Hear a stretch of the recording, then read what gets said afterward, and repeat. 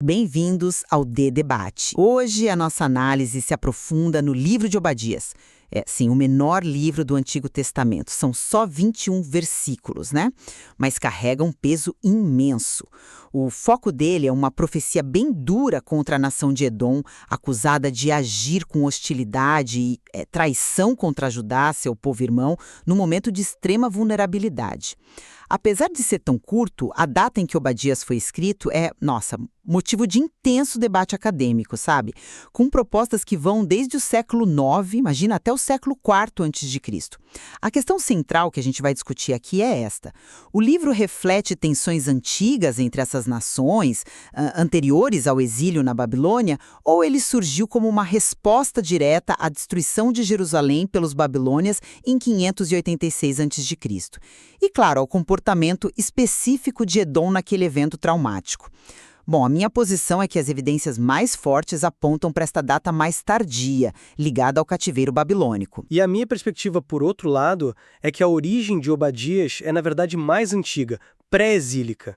Eu vou argumentar que tantas relações históricas entre Judá e Edom, quanto as conexões textuais com outros profetas, elas sugerem uma data anterior a essa crise babilônica. Certo. Começo, então, apresentando os motivos que me levam a essa datação tardia. Para mim, a chave está na descrição, que é muito específica da conduta edomita que a gente encontra nos versículos 10 a 14 de Obadias. O texto não fala de uma hostilidade assim genérica, sabe? Ele detalha uma série de ações. Edom teria olhado com prazer a desgraça de Judá, falado com arrogância, entrado na cidade caída, saqueado os bens do povo, bloqueado as rotas de fuga dos sobreviventes e até mesmo, olha só, os entregados aos inimigos. Esse retrato de cumplicidade ativa e bem maliciosa parece corresponder de forma impressionante ao que outras fontes nos dizem sobre a atitude edomita durante a invasão babilônica e a queda de Jerusalém em 586 a.C. Textos como o Salmo 137, versículo 7, que clama pela retribuição a Edom por incitar a destruição de Jerusalém, né? Lamentações 4, 21, Ezequiel 25 e 35, todos eles pintam um quadro de profunda animosidade edomita nesse período específico. Existe até uma fonte judaica posterior, 1 Esdras 4:45, que, embora não seja canônica para todos, reflete uma tradição onde os edomitas participaram ativamente da destruição ao lado dos caldeus. Além disso, a gente não pode ignorar as semelhanças textuais, que são muito próximas, entre Obadias 1 a 9 e Jeremias 49, versículos 7 a 16. Jeremias atuou justamente durante o período babilônico. Então, a explicação mais direta, se a gente aplicar o princípio da parcimônia, aquela ideia de que geralmente a explicação mais simples que se ajusta aos fatos é preferível, seria que Obadias utilizou Jeremias como fonte, ou talvez que ambos beberam de uma fonte comum diretamente ligada aos eventos de 586 a.C., situando Obadias ali por volta de 570 a.C. ou logo depois. Alguns até sugerem que a profecia da queda de Edom, nos versículos 1 a 9, poderia se referir à sua conquista posterior pelos árabes nabateus lá por 312 a.C., o que também apontaria para uma data mais baixa, né? Eu já vejo a questão por um ângulo um pouco diferente. Essa inimizade entre Edom e Judá ou Israel, ela não nasceu em 586 a.C. Ela é muito, muito mais antiga, com raízes que, a tradição bíblica faz remontar a rivalidade entre os irmãos, Esaú, que seria o ancestral de Edom, e Jacó, Israel, lá em Gênesis, né? Historicamente, nós temos evidências de conflitos bem anteriores ao século VI a.C. Por exemplo, no século IX a.C., durante o reinado de Jeorão em Judá, algo ali entre 848 e 841 a.C., segundo Crônicas 21, relata um ataque devastador de filisteus e árabes que saquearam Jerusalém, levando bens e até familiares do rei. E o que Edom fazia nesse momento de vulnerabilidade de Judá, né?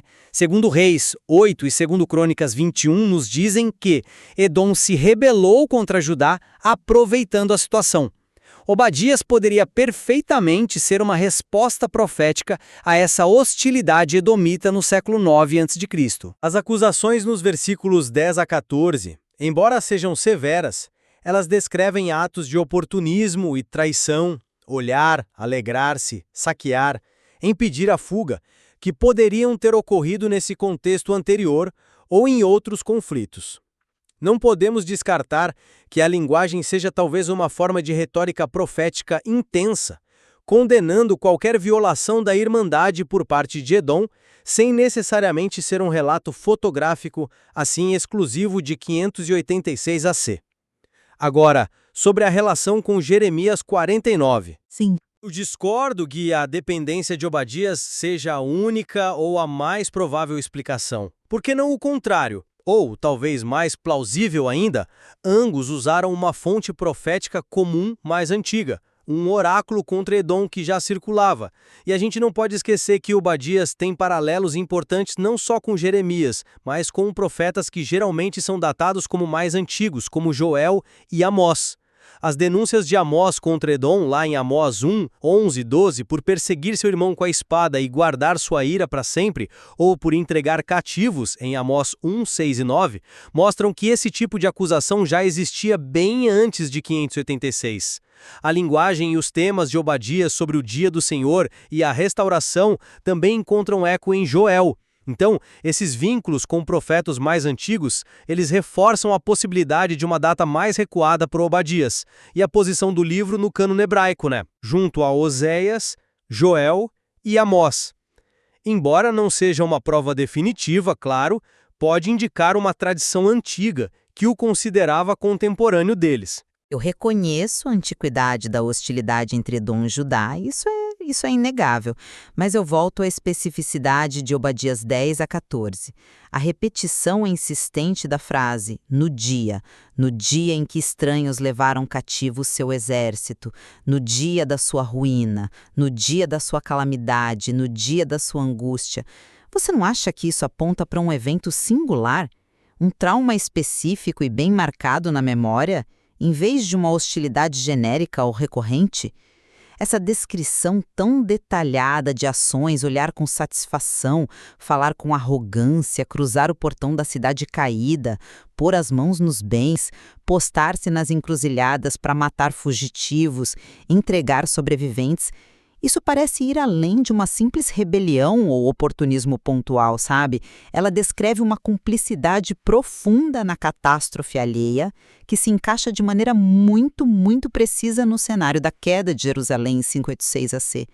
Um evento que foi, de fato, o dia da calamidade por excelência para Judá. Como você concilia essa intensidade e essa especificidade com um evento do século 9 a.C., por exemplo? Entendo a força do argumento da especificidade, claro, mas ele não é conclusivo, na minha visão. Primeiro, atos de crueldade e oportunismo em guerra, infelizmente, não são exclusivos de um único evento. O saque de Jerusalém no tempo de Jorão, descrito lá em 2 Crônicas 21, foi sério e envolveu perdas significativas para a casa real. A hostilidade edomita nesse período é confirmada.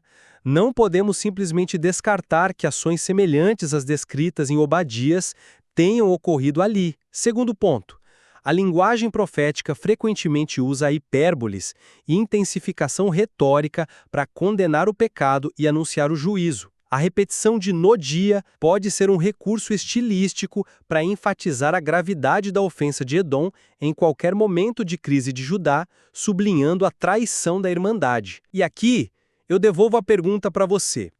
Se a referência a 586 a.C. é tão explícita e detalhada como você sugere, por que Obadias não menciona em nenhum momento os agentes principais daquela destruição, os babilônios? Esse silêncio, para mim, é significativo e abre espaço para outras leituras. Amós 1, como eu mencionei, já acusava Edom e outros vizinhos de práticas brutais, como vender populações inteiras como escravos, mostrando um padrão antigo de comportamento predatório. A ausência do nome Babilônia é um ponto a considerar, eu admito. Talvez o foco do profeta estivesse inteiramente na traição do irmão Edom, que para ele era a ofensa mais chocante naquele contexto, mais até do que a ação do inimigo esperado, talvez. Mas vamos voltar à relação textual com Jeremias 49. Você propõe a possibilidade de Jeremias ter usado Obadias ou de ambos terem usado uma fonte comum mais antiga. Teoricamente, são possibilidades, sim. Mas, de novo, pensando em termos de probabilidade histórica e literária, qual cenário faz mais sentido? Nós temos uma sobreposição textual considerável entre Obadias 1:9 e Jeremias 49. Sabemos que Jeremias foi uma figura central, profetizando durante a ascensão e o domínio babilônico, culminando na destruição de 586 AC. A hostilidade edomita nesse período é bem atestada. Não parece mais lógico e, digamos, economicamente explicativo, voltando à parcimônia, que ambos os textos, ou Obadias dependendo de Jeremias, ou ambos de uma fonte comum, estejam respondendo a essa crise específica. Crise essa que forneceu o catalisador mais poderoso para uma condenação tão veemente de Edom. Qual seria a motivação para um oráculo tão detalhado contra Edom surgir antes de 586, apenas para ser reutilizado por Jeremias depois, em vez de ambos refletirem a mesma conjuntura histórica? Bem, a questão não é apenas a motivação, mas a análise textual e as possibilidades que ela abre. A parcimônia é um dia, claro, não uma regra férrea. A hipótese de uma fonte comum mais antiga, talvez um dito profético contra o orgulho de Edom que circulava e foi adaptado por ambos, Obadias e Jeremias, para seus propósitos e contextos específicos, é perfeitamente defensável do ponto de vista literário. Alguns estudiosos que analisaram as passagens paralelas notaram que a versão de Obadias, em certos pontos, parece mais concisa, mais poética, talvez até mais original, o que poderia sugerir que ele foi a fonte para Jeremias ou que ambos derivam de algo ainda anterior.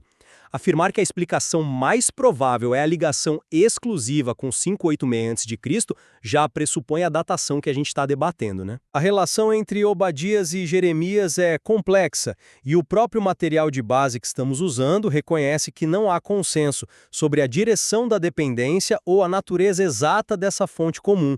Então, manter a possibilidade de Obadias ser anterior ou independente de Jeremias é metodologicamente importante, eu acho. Entendo. Entendo a necessidade de não fechar as portas para outras possibilidades textuais. Mas mesmo considerando isso, a questão da escala e do impacto histórico me parece pender mais para a data tardia. Você mencionou o ataque no tempo de Jorão. Foi um evento sério, sem dúvida. Mas teve a magnitude, o impacto teológico, psicológico, nacional, para gerar a intensidade quase apocalíptica que a gente encontra em Obadias. Eu penso no versículo 15, que fala do dia do Senhor que está próximo sobre todas as nações, um tema com forte conotação escatológica. Penso na promessa final de restauração e posse da terra, incluindo o território de Edom, nos versículos 17 a 21. Toda essa estrutura parece refletir uma crise existencial profunda e uma esperança de reversão total, algo que se encaixa muito bem no trauma da queda de Jerusalém e do exílio, que foi assim um divisor de águas para a identidade e a fé de Judá. Textos como Lamentações, Ezequiel, Salmo 137, todos ecoam esse sentimento de catástrofe única. O contexto de 586 a.C.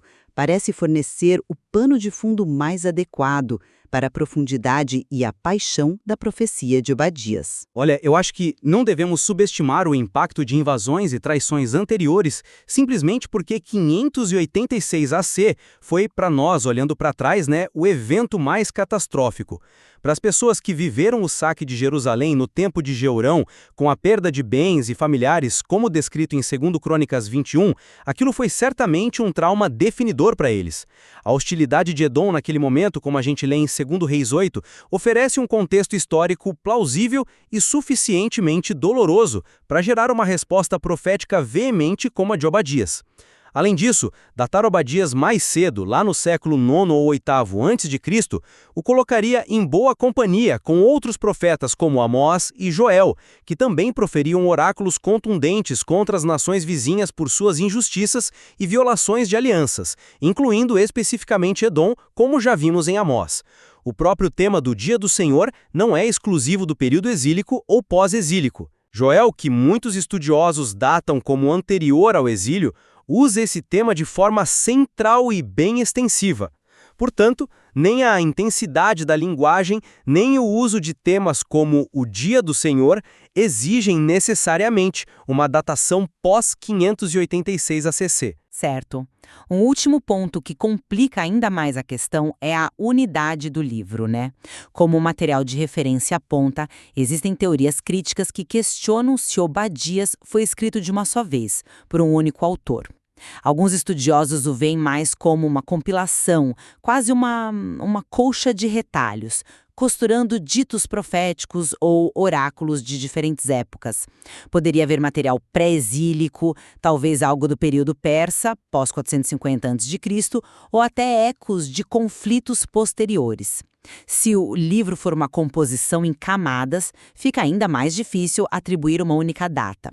No entanto, mesmo nesse cenário de compilação, eu ainda sustentaria que o núcleo da acusação contra Edom, os versículos 10 a 14, com aquela descrição vívida da cumplicidade na desgraça de Judá, ainda aponta de forma mais persuasiva para o contexto pós-586 a.C., mesmo que outras seções do livro possam ter tido origens ou edições diferentes. A questão da unidade é de fato relevante e complexa. Eu aceito que a ideia de uma composição em etapas é uma possibilidade real, considerada na pesquisa acadêmica. Contudo, isso não invalida automaticamente uma origem antiga para partes essenciais do livro. É perfeitamente possível imaginar um núcleo original, talvez os versículos 1 a 4, com a forte denúncia do orgulho de Edom e a predição de sua queda que seja pré-exílico. Afinal, o orgulho de Edom, a soberba do teu coração te enganou, versículo 3, e a tensão com Judá são temas antigos e recorrentes. Um editor posterior, talvez escrevendo após a catástrofe de 586 a.C., poderia ter expandido esse núcleo, adicionando ou reelaborando os detalhes da cumplicidade edomita nos versículos 10 a 14, à luz desses eventos mais recentes, e talvez acrescentando a perspectiva de restauração final lá nos versículos 17 a 21. Mas isso não eliminaria a possibilidade de um fundamento profético mais antigo para a mensagem central do livro. A colcha de retalhos, se for o caso, pode ter começado com um retalho bem antigo. Ok, então, para sintetizar a minha posição, a convergência de vários fatores, a especificidade detalhada das ações de Edom em Obadias 10:14, que espelham os relatos da conduta edomita em 586 a.C., os paralelos textuais significativos com o Jeremias 49, um profeta-chave desse período, e a magnitude única do evento de 586 a.C. como catalisador histórico mais provável para tamanha intensidade de foco, tudo isso me leva a concluir que o cerne da mensagem de Obadias está mais provavelmente enraizado no trauma do exílio babilônico. Entre Edom e Judá, oferece contextos pré-exílicos bastante plausíveis para a profecia. Os paralelos textuais de Obadias não se limitam a Jeremias, eles se estendem a profetas geralmente considerados mais antigos como Amós e Joel. Além disso, as incertezas metodológicas sobre a relação exata entre Obadias e Jeremias, com a possibilidade real de uma fonte comum mais antiga ou mesmo da anterioridade de Obadias, mantém a datação pré-exílica como uma alternativa academicamente sólida e defensável. Concordamos, porém, num ponto fundamental que o próprio material de referência destaca. Não há, no momento, uma solução definitiva para esse problema. A datação exata de Obadias permanece como uma daquelas questões em aberto e desafiadoras nos estudos bíblicos. Exatamente. E talvez o mais importante a extrair desta nossa conversa não seja uma data cravada na pedra, né? Mas sim a força da mensagem de Obadias, que transcende a questão cronológica. Este pequeno livro nos confronta com temas perenes, como o orgulho pode cegar indivíduos e nações inteiras, a soberba do teu coração te enganou, como a traição, especialmente entre povos considerados irmãos, carrega um peso moral e espiritual particular, por causa da violência feita a teu irmão Jacó. Como a justiça divina, ainda que demore, responde às ações humanas, como tu fizeste, assim se fará contigo. E, finalmente, a afirmação da soberania última de Deus sobre os destinos das nações e da história. O reino será do Senhor. Refletir sobre as diferentes possibilidades de datação, na verdade, nos ajuda a apreciar mais profundamente as camadas de significado e a complexidade histórica e teológica desse texto conciso, mas tão impactante, convidando-nos a continuar explorando sua riqueza. Bem-vindos a mais uma análise aprofundada. Hoje o nosso foco é um livro bem pequeno, mas olha, cheio de coisa. O livro de Obadias, lá no Antigo Testamento. A gente está com um comentário bíblico bem detalhado aqui para guiar a nossa conversa. E a nossa missão é tentar desvendar a mensagem desse livrinho, né? O menor do Antigo Testamento, só 21 versículos, mas ele fala de julgamento, justiça de Deus e umas relações bem complicadas entre vizinhos naquela época. Bora lá? Então, para começar, um livro tão curtinho, com o nome de profeta, sobre o que exatamente ele fala, e esse Obadias, a gente sabe quem foi, o que o comentário diz. Olha, o foco principal, sem dúvida nenhuma, é a condenação de Edom, uma nação vizinha ali de Judá. E sobre o profeta Obadias, o material que a gente está usando confirma que não se sabe quase nada dele, viu? O nome Obadias significa algo como servo ou adorador de Yahvé. Isso já diz alguma coisa sobre a fé dele, né? Situar todo mundo. Quem era Edom mesmo? Qual a ligação deles com Israel, com Judá? Por que isso é tão importante para a mensagem do livro? Essa ligação é crucial, totalmente. A nossa fonte aqui destaca que os edomitas, pela tradição, eram vistos como descendentes de Esaú. E Esaú, Gênesis conta que ele era irmão gêmeo de Jacó, que depois virou Israel, certo? Certo, os irmãos lá da história da primogenitura. Exatamente. Então, Judá, que era o reino do sul, e Edom eram nações irmãs. E é justamente essa fraternidade que faz a traição que Obadias descreve ser tão chocante. O versículo 10 fala direto, por causa da violência feita a teu irmão Jacó. Esse laço de sangue faz tudo ficar pior, entende? A revolta do profeta vem muito daí. Nossa, faz todo sentido. Dá outra dimensão para o conflito. Agora, uma coisa que me chamou a atenção no comentário é que, mesmo sendo um livro tão pequeno, tem um debate danado sobre quando ele foi escrito. Como pode, né? 21 versículos e tanta discussão? Pois é, parece estranho, mas é um ponto que a fonte explora bem. Existe mesmo um debate acadêmico grande sobre a data de Obadias. As ideias vão desde o século IX a.C., o que faria dele talvez o primeiro profeta a ter um livro escrito. Uau! Até datas bem mais para frente, lá pelo século IV a.C.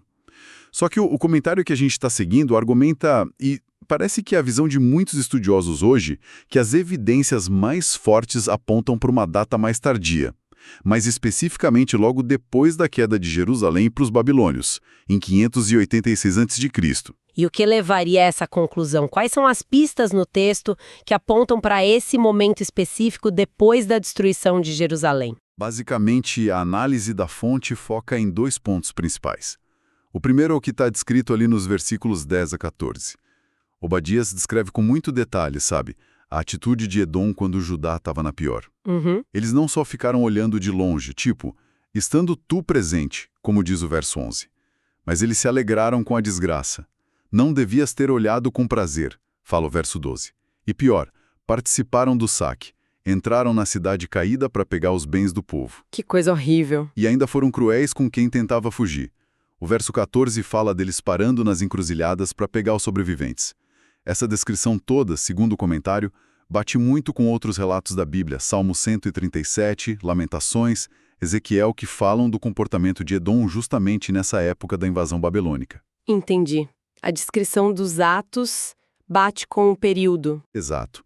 E o segundo ponto forte são as semelhanças com o livro de Jeremias. Tem umas partes, especialmente em Obadias 1 a 9, que são muito parecidas com Jeremias 49, que também fala contra Edom e é dessa mesma época pós-586. Ah, interessante. Aí o comentário discute as teorias. Quem usou quem? Obadias usou Jeremias, Jeremias usou Obadias, ou os dois pegaram de uma fonte mais antiga. Mas, de qualquer forma, essa semelhança amarra Obadias a esse contexto da queda de Jerusalém. A fonte até menciona rapidinho que alguns acham que o livro é uma coxa de retalhos, mas muitos defendem que é uma obra única, talvez de um autor que usou tradições mais antigas, como o comecinho ali, versos 1 a 4. Faz sentido. Essa conexão com Jeremias e o contexto histórico parece ser decisiva para entender a data. Bom, então vamos mergulhar no porquê dessa condenação toda. Aqui a coisa fica séria, né? Por que essa bronca tão grande com Edom? O comentário bate muito na tecla da violência feita a teu irmão Jacó. Que atos foram esses? Esse é o X da questão, como a fonte detalha bem. Não foi uma coisinha só, foi uma série de atitudes hostis e tudo piorado por serem irmãos. O comentário que a gente leu vai mostrando a escalada nos versículos 10 a 14. Primeiro, foi uma indiferença cúmplice, sabe? Verso 11. Edom ficou ali de camarote, vendo os babilônios saquearem Jerusalém, agindo como se fosse um deles. Só ficar parado já foi uma traição. Só assistir já era errado. Exato. Aí essa indiferença vira uma alegria maldosa. O verso 12 critica Edom por se alegrar com a desgraça do irmão, por se gabar no dia da angústia dele. A fonte até menciona aquele termo alemão Schadenfreude, né? O prazer na desgraça alheia. Isso mostra uma hostilidade muito profunda. É muito feio isso, né? Se alegrar com o sofrimento do outro. Muito. E não parou aí. Depois vem a participação ativa no crime, verso 13. Não só olhou e se alegrou, mas entrou na cidade destruída e ajudou a saquear. Se aproveitou da fraqueza de Judá para roubar. Foi oportunismo cruel mesmo. Meu Deus. E para fechar, a crueldade direta contra quem sobreviveu. Verso 14. Esse talvez seja o fundo do poço. Edom ficou nas saídas da cidade para capturar quem tentava escapar. Impediram a fuga, mataram, ou, como a fonte sugere olhando outras passagens tipo Amós, talvez até venderam como escravos. Parece que Edom já tinha um histórico disso com israelitas. A fonte deixa claro, foi a quebra total da irmandade no pior momento possível. É uma sequência pavorosa e dói mais ainda por ser de um irmão. O comentário também fala bastante do orgulho de Edom, né? Como esse orgulho entra na história e contribui para a queda deles. Sim, o orgulho é fundamental aqui, quase o pecado principal. Os versículos 3 e 4 usam uma imagem muito forte. Edom é como uma águia que faz ninho lá no alto, nas fendas das rochas. Provavelmente uma referência à geografia deles, montanhosa com cidades fortificadas tipo Sela ou a famosa Petra, que pareciam impossíveis de invadir. Tipo, se achavam intocáveis por causa da geografia. Exatamente. Eles se sentiam super seguros, invulneráveis. Chegavam a perguntar com arrogância, quem vai me derrubar? Mas o profeta diz na cara, no verso 3, a soberba do teu coração te enganou. E a fonte analisa de onde vinha esse orgulho todo. Tinha a ver com a localização geográfica, que parecia segura e dava controle sobre rotas de comércio. Tinha a ver com a riqueza que vinha desse comércio da mineração cobre e ferro. Tinha a ver com a fama de serem sábios, a região de Temã era conhecida por isso. Lembra de Jó? Lembro, os amigos de Jó. Pois é. Tinha a ver também com as alianças políticas que eles faziam e com a força militar deles. Tudo isso, segundo o comentário, criou neles uma sensação de autossuficiência, sabe? De que nada podia atingi-los. Mas aí vem Obadias e diz em nome de Deus: pode subir alto como águia, fazer ninho nas estrelas, que de lá eu te derrubo, diz o Senhor, vi 4. O orgulho cegou eles para o julgamento que estava vindo. Então temos a traição, piorada pelo laço de família, e um orgulho que quase vira achar que é Deus. Como esses pecados levam ao julgamento. O livro fala, no versículo 15, sobre o dia do Senhor. O que isso quer dizer nesse contexto, segundo a análise da fonte? O dia do Senhor, pelo que o material explica, funciona em 2 níveis aqui. Primeiro, é um dia bem específico de julgamento, de acerto de contas de Deus com Edom por tudo que eles fizeram. É a hora deles pagarem. Mas o conceito também se expande, sabe? Vira um sinal de um julgamento divino maior que vai atingir todas as nações que se opõem a Deus e maltratam seu povo. E o verso 15 tem a frase-chave. Como tu fizeste, assim se fará contigo. A tua recompensa retornará sobre a tua cabeça. A famosa lei do retorno, né? Exatamente. É a lex talionis, a lei da retribuição na medida certa. A fonte até chama isso de lei moral da colheita segundo a semeadura. Edom vai colher o que plantou, nem mais nem menos. Essa ideia de justiça é muito forte mesmo. E qual vai ser a intensidade desse julgamento? Eu vi algo sobre uma imagem de beber uma taça. Como a fonte interpreta isso? Isso. O versículo 16 usa essa metáfora da taça da ira de Deus. A lógica é mais ou menos assim. Do mesmo jeito que Edom celebrou, bebeu lá no Monte Santo de Deus, em Sião, quando Judá caiu de um jeito profano, zombeteiro, agora eles e as outras nações inimigas vão ter que beber sem parar da taça da fúria de Deus. E o que acontece depois de beber essa taça? O resultado é aniquilação total. Esquecimento. O texto diz, beberão, sorverão e serão como se nunca tivessem sido. É uma imagem muito forte de destruição completa, de sumir da história. Nossa, que imagem sombria de julgamento. Mas o livro não acaba aí na desgraça, né? Parece que tem uma virada. Enquanto Edom vai para a ruína, o que acontece com Judá, com Israel? Qual é a revolta que Obadias anuncia? Exatamente. A partir do versículo 17, a coisa muda da água para o vinho. É um contraste total com o destino de Edom. O texto fala, mas no monte Sião haverá livramento, e ele será santo, e os da casa de Jacó possuirão as suas herdades. Ou seja, enquanto Edom e as nações enfrentam juízo e esquecimento, para Israel a promessa de Deus é outra. Salvação, restauração da santidade, o monte Sião que foi profanado volta a ser sagrado e recuperação do que foi perdido, a posse da terra, da herança. O lugar da humilhação vira lugar de refúgio e renovação. Livramento, santidade, restauração. São palavras de muita esperança. A fonte explica melhor como seria essa restauração que é prometida depois. O que Israel ia recuperar. Sim, os versículos 18 a 20 dão um quadro bem concreto dessa restauração, segundo a análise do comentário. Dá para a gente destacar uns 3 pontos. Primeiro, uma inversão total de poder. No verso 18, Israel, representado pelas casas de Jacó e José, que simbolizam a união futura dos reinos do sul e do norte, vai virar fogo, chama. E Edom, a casa de Esaú, vai ser como palha seca, queimada completamente. Uma destruição completa de Edom, então. Isso. A fonte interpreta como a destruição de Edom como nação, como poder político. E, historicamente, de certa forma, isso aconteceu quando os idumeus, descendentes deles, foram dominados pelos asmoneus, lá no século II a.C., e até forçados a se converter. Entendi. E o segundo ponto? O segundo ponto é a promessa de recuperar o território perdido e de forma ampla, verso 19. O texto descreve o povo de Israel tomando de volta regiões importantes em todas as direções. O pessoal do Negueb, no sul, vai ocupar a região montanhosa de Edom. O pessoal da Cefelá, na costa oeste, vai ocupar a Filístia. As tribos do norte, Efraim e Samaria, vão recuperar suas terras, e Benjamim vai se expandir para leste e para Gileade. O comentário vê isso como uma imagem de restauração total da terra prometida, talvez até maior que antes. Uau, uma reconquista geral. E o terceiro ponto? E terceiro, o verso 20 promete o fim do exílio, o retorno de quem foi levado cativo. Mesmo quem foi para lugares bem longe, como Sefarad, que a fonte, baseada em evidências, identifica como Sardes, lá na Ásia Menor, atual Turquia, e não a Espanha, como algumas tradições depois acharam. Ah, interessante essa identificação de Sefarad. Sim.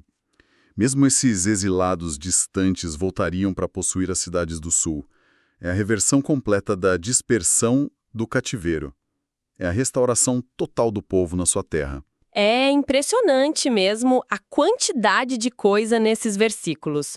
Um livro tão curto que vai da traição e orgulho de Edom, passa pelo anúncio de um julgamento terrível e chega nessa visão de restauração completa para Israel. Olhando para o todo, qual seria a mensagem principal, o significado que o comentário tira de Obadias para a gente hoje? A fonte resume bem algumas lições teológicas que ficam.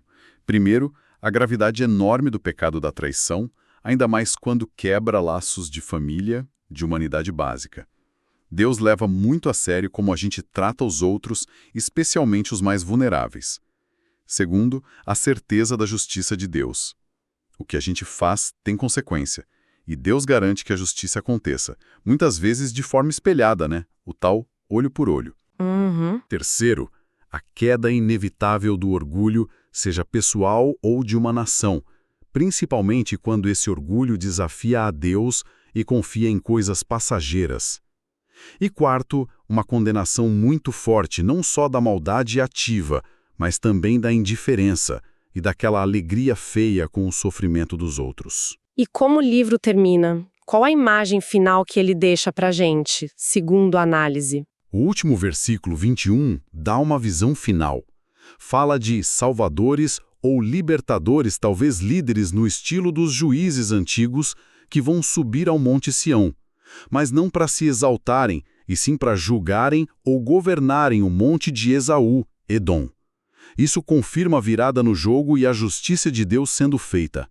Só que a mensagem vai além de uma simples vitória de Israel. Tem algo mais. Tem. A frase final é a chave de tudo. E o reino será do Senhor. A fonte destaca que isso joga a perspectiva para um nível muito mais alto, para além da briga entre Judá e Edom. Afirma que, no fim das contas, quem manda é Deus. É a soberania dele sobre todas as nações, sobre toda a história. O objetivo final não é só restaurar um reino aqui na Terra, mas estabelecer o reino de Deus. Realmente impressionante como esses 21 versículos conseguem mostrar essa dinâmica toda, da traição e orgulho ao juízo, da esperança de restauração até a afirmação final do reino de Deus sobre tudo.